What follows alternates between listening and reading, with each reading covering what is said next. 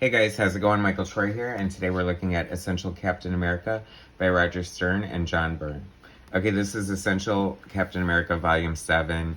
It's not all just John Byrne and Roger Stern, but that's the only part we're going to look at because that's all I care about. So anyway, I'm not overly familiar with the run of John Byrne on Captain America. He did like not quite 10 issues, I think. We'll see. But of course, he left in the middle of it because of creative differences, so they never finished their story. With editorial conflict, whatever. Same old story, John Byrne. He's left us hanging so many times. So anyway, we're going to look at this Captain America run. It's funny because I feel like most fans just associate Byrne pretty much with Fantastic Four and X-Men and, you know, things like that, and not so much with Captain America. But it is a cool run nonetheless. I have to say that it's inked by Joe Rubinstein, and that does not thrill me. I've never really thought he brought much to the table. He's like super professional. He doesn't look bad on everybody. He's been in the industry forever, but I'm not a fan, especially on Byrne. I think it's a little too thick and chunky. It doesn't have as much precision and the Christmas of like Terry Austin or whatever. So Roger Stern and John Byrne are co-plotting, and Roger Stern is writing while John Byrne pencils. You got Joe Rubinstein on inks. Jim Novak was the letterer on this. This is a cool splash page. I love this. Cap running on the bridge. I have to say, just as, you know, with any other superhero, John Byrne draws an amazing Captain America. I mean, he's giving us a lot of like Cap action straight out the gate with his first issue, you know, using the shield, jumping around, using his agility and all that super soldier good stuff. Dum Dum Dugan.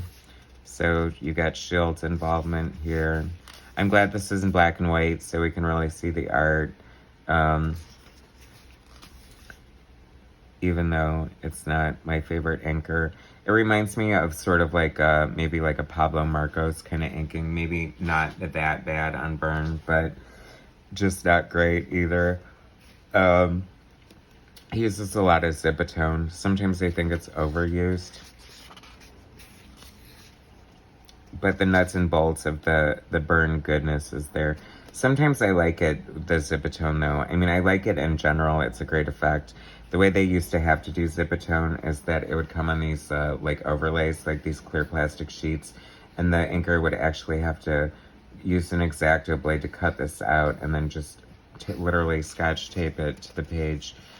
And woohoo! Now you can do it all with the click of a mouse, I would imagine. So times have changed.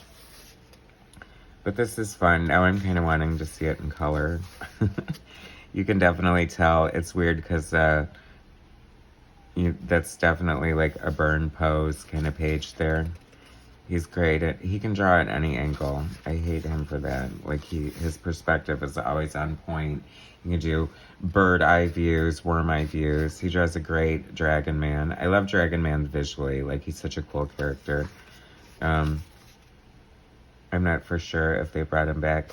It's funny how when Byrne's been around so long, and you know, I'm so familiar with his work that I feel like I want to call them tropes, but they're just like little, you know, things or panels that may be in his cachet or things that he uses, like this exploding ship with the boom here is kind of reminding me when Dark Phoenix blew up the X-Men's ship during the Blackbird, I guess it was, during the Dark Phoenix saga. This is so great. I love the classic Captain America costume. Like, I feel like it's perfection. I don't think it should ever be changed. And it looks pretty good in the movie, so I'm not mad at it. This is so indicative of John Byrne's storytelling at this point in their career, too, with, like, this figure and the sort of, like, memories surrounding him. This is another, like, sort of Zipatone effect. I'm not crazy about this one. It just feels like, I don't know, sometimes it's detracting. But when used well, I do like it, so don't get me wrong. but I feel like this face just looks kind of ugly to me. I feel like I want to see the pencils, and they might be in my artist edition, so I'm gonna have to go check that out after I do this video. But this is a cool shot there. Like, I love the zipatone on the shield. It totally makes it pop in 3D, especially when you're looking at it in black and white, right? Total throwdown with this Dragon Man. Dragon Man was very much a part of this storyline, obviously. Death, where is thy sting? That sounds like a cheesy John Byrne story title for sure. That's, like, I get so nostalgic looking at old comics because they're so great. Like, all the things that make comics great are in here. You know, captions, thought balloons, stories having titles. You just don't, they've really changed that a lot. I feel like it's definitely like, I feel like Brian Michael Bendis might have ushered that in with all the Ultimate Spider-Man and stuff. He, you know, got rid of thought balloons and captions and was going for more cinematic style. I think that was a mistake in a way, because it's like, comics aren't movies. Comics are better. Comics have an unlimited budget. They're only limited by what the artist and writer can come up with, and you know, there's so many different great storytelling devices. I mean, it's an advantage to be able to have thought balloons, and it gives sort of insight into your character's thoughts and emotions. It's like reading a novel, you know what I mean? It's like, you kind of have to know what the character is thinking, and nobody scoffs at that. Oh, that's not very cinematic, but, you know, it's very narrative. This is like nonstop action. This is like very famous. I think most people would associate this with John Byrne's Captain America run for sure. I mean, this has been a t-shirt and all over the place. I'm sure it pops up every election. And hell yeah, Captain America for president. I mean, if you can have a reality star, why not a superhero? At least we know Cap has morals and stuff like that. See, I think that he would be too good to be president. That's like a really interesting question. Like, what in the hell would Captain America do as president? And I'm sure he'd let everyone down because, you know, everyone lives to be let down. This is fun. Even though the inks are a little shoddy and overpowering, you can definitely see the Byrne-isms coming through. The Byrne poses and the Byrne faces. And the Byrne, man, this guy loves his zipatone, I will tell you that much. So, here we go. Roger Stern, John Byrne, Joe Rubenstein. Just like, I mean, like zipatone on that cheek for no reason. It's kind of out of control. I don't hate it, but I'm just questioning, like, whether it's being used too much here. Like, you're only getting paid so much. Like, why make this so hard on yourself? This is interesting to me, because to see this pattern in the floor here, I always thought that that was very much like... But John Byrne's backgrounds are, like, highly detailed, and he always is putting in textures and details, especially, like, in the mundane. I think that's one of his huge strengths as a penciler and comic book storyteller. But I'm wondering if Rubenstein just added this pattern by himself, or if Byrne indicated it to any extent. Because this is like, this was made to be in black and white. Like, it's weird because it's very, you would think with all this tones and shading and stuff that they thought it was going to be black and white. I don't know if that's a credit to the inker or not. I'm still on the fence about that. I'm sorry. I know I bitch about inkers all the time because the good ones are just invaluable, and the inker can really make or break the art, as you can see here. Like, it's not horrible, but it's just not as polished and good as I would like to see it.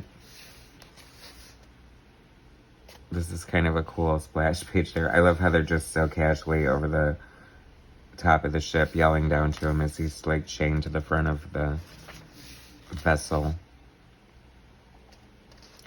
Love it, all the old school villains.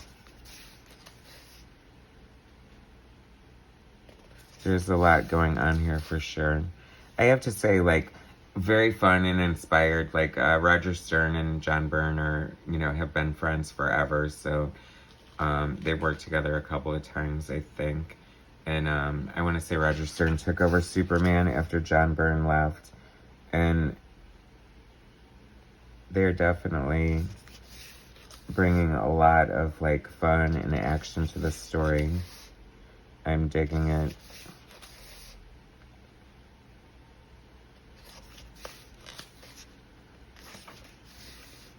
Let's see. Is this the one? No, it looks like we're still... There's an issue coming up that I think John Byrne inks himself.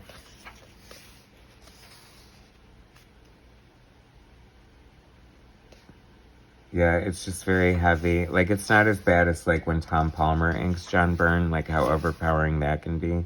But this is still, in my mind, pretty overpowering. And just not as precise as I would like it to be. I've always loved this character design. It's funny, though, because, like, seeing John Byrne draw any superhero is always a treat. They always look better when Byrne draws them. They always look so heroic and correct. That's kind of fun. I always think it's kind of funny when vampires are in, like, real superhero stories, like what Storm went through with Dracula and all that. That's kind of fun. I feel like this is a famous image here too, but it's cool. You see this cover. I wish Byrne was inking himself at this point, because he normally inks all his own covers, but this is earlier in his career. I mean, you can tell that the art is a little not where it would be, but I mean, it's still John Byrne, and even early John Byrne is still better than, like, half the crap out there. But I just think this is over-inked and not and underskilled at that. All these zipatones are driving me crazy. That's a pretty cool image of Union Jack there, and very, very much a Byrne image. Okay, so here we go. This is John Byrne inking himself. And I almost want to apologize to Joe Rubinstein after seeing this.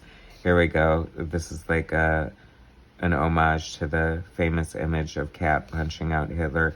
And John Byrne loves to include Hitler in his stories. He did it with Fantastic Four. He included Nazis in Wonder Woman, but I think it was not Hitler per se. I feel like there should be a moratorium on having Hitler as a side character. But the inks here are really scratchy and rough. You can definitely tell it's early in his career. It looks a little rushed.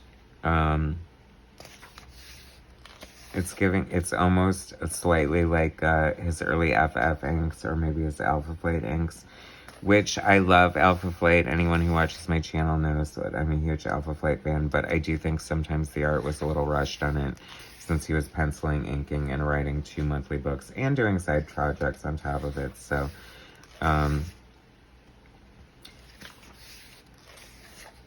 but this definitely, once you see that, like, he's inking himself here, it definitely screams of, like, his early work.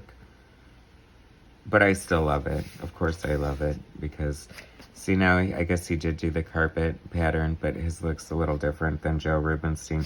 And notice, like, no zipatone whatsoever. I don't know if he was just...